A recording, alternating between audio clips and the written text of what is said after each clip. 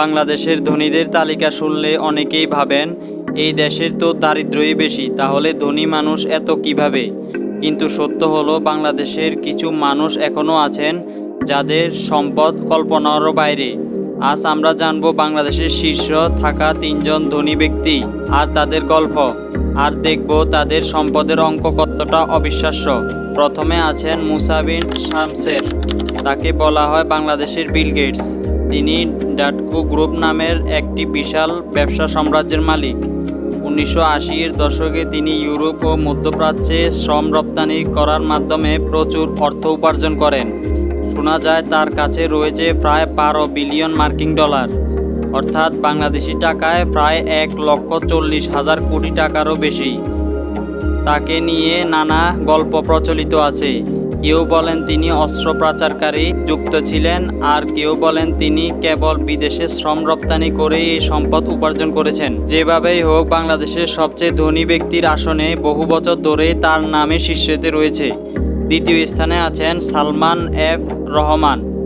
Salman F Rahman তিনি বাংলাদেশের অন্যতম বৃহত্তম শিল্পগোষ্ঠী, অর্থাৎ তিনি বস্ত্র, ওষুধ, ব্যাংক, শক্তি ও তথ্য প্রযুক্তি প্রায় প্রতিটি ক্ষেত্রেই তার ব্যবসা ছড়িয়ে আছে।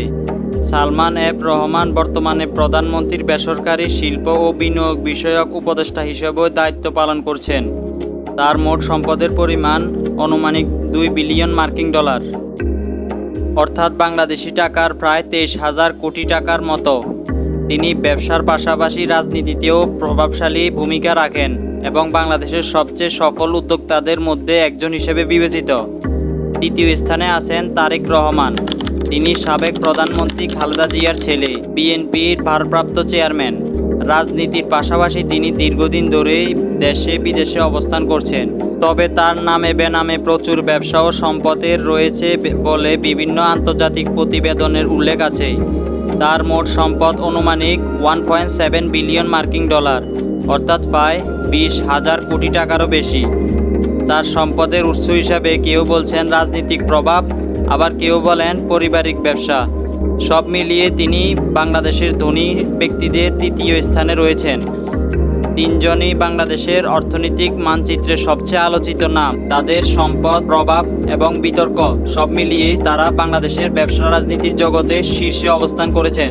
আরেকটা বিষয় পরিষ্কার, ডাক্তার মোহাম্মদ ইউনূস নিঃসন্দেহে বাংলাদেশের সবচেয়ে সম্মানিত ব্যক্তিদের একজন, কিন্তু তিনি এই ধনী তালিকায় নেই। তিনি সম্পদের নয়, বরং মানব সেবা ও সামাজিক উদ্যোক্তার জন্য বিশ্বজুড়ে পরিচিত।